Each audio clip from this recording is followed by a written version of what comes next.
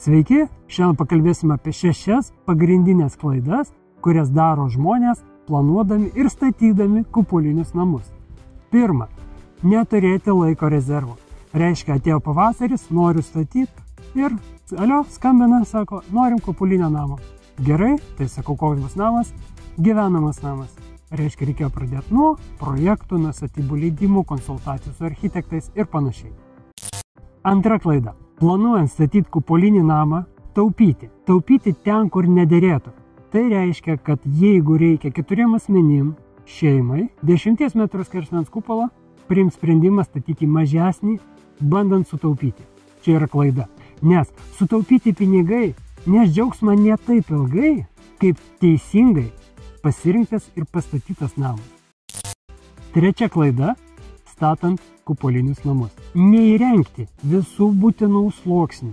Tai yra pakankamai paplitęs dalykas. Bandoma sutaupyti ant hidroizoliacinio sluoksnio, bandoma sutaupyti ant armavimo sluoksnio ir tikimasi, kad kažkokios tai medžiagos galbūt ir nereikia panaudoti. Tai pavyzdys yra labai konkretus. Nepanaudoja hidroizoliacinio sluoksnio, neįrengė hidroizoliacinio sluoksnio ir pradėjo tekėti per aptinkuotą pastatą. Ir kas tada? Tada reikia ar lupt, ar tai ant viršaus sluoksniuoti hidroizoliacijas dėti ir vėl apdailiniai sluoksniai ir panašiai. Netaupykim šitą vietą. Įrenkim viską pagal instrukcijas. Ketvirta klaida. Statant kupolinį namą, panaudoti ne visas detalės, kurios buvo komplektacija. Kupolas statomas iš žiedų. Ir kuo toliau, tuo žiedai jie kniumbantis tokie, labiau gulintis gaunasi. Ir būna, kai statoma, viena detalė pakniumba, kitai detalė jau nepakanka vietos, nes anksčiau statyta detalė užima tą vietą, kur turėtų būti sekančiai. Tai mes visada mokam, reikia atkelti, pastatyti visas į vietą ir tada jas paleisti. Ir tada bus teisingas žiedas. Tiesiog yra buvę tokių situacijų, kada statė ir netilpo viskas. Ir vieną detalę nepanaudoja. Tai jeigu vienam žiedui vienas detalės nepanaudoji, sekančiam žiedui vėl nepavyks panaudoti visų detalių. Ir kupolas gaunasi ne visai taisyklingo pusę rutulio, o gavosi toks kreivas. Tai šitos klaidos irgi nereikia daryti. Penkta klaida – persistengti su langų dydžiais ir jų kiekiu. Įsivaizduokit, tai yra pastatas termosas.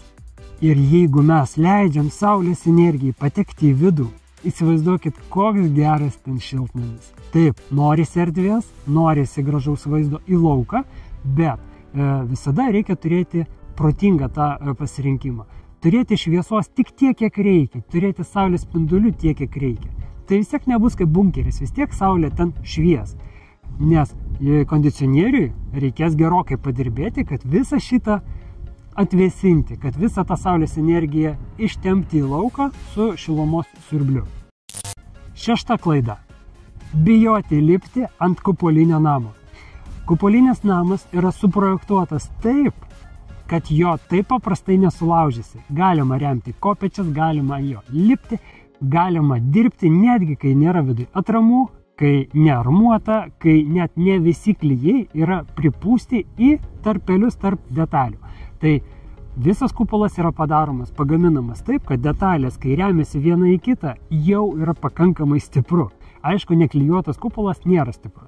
Bet jeigu iš vidaus visos detalės, visos siūlės yra suklijuotos, o iš lauko reikia tik tai dapust, galima drąsiai remti kopečias, galima stotis ant kupolo ir dirbti, pabaigti tuos darbus.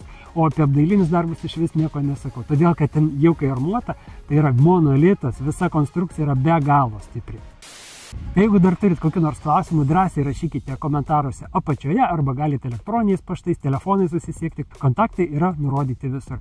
Ačiū, kad žiūrit, ačiū, kad jums įdomu, tada ir mums norisi stengtis vardan jūsų. Iki. Na, priguliuk, nusisuko, aš pats matau. Kodėl jis dar? Suk pats šiek tiek. Bandysiu suk.